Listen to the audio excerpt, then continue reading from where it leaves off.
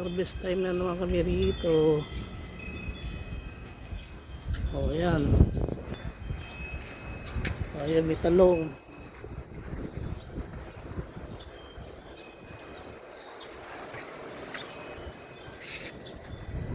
Taasan ng ano ko.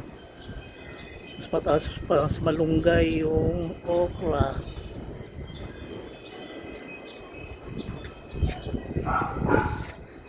Ang daming tumutubo.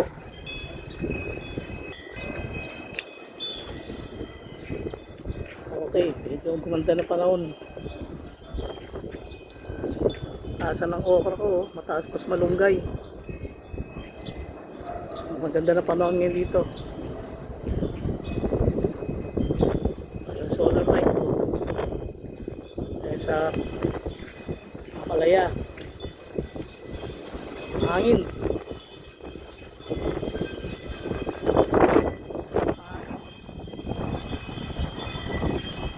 So, tumugin yung mga ano, pero ano,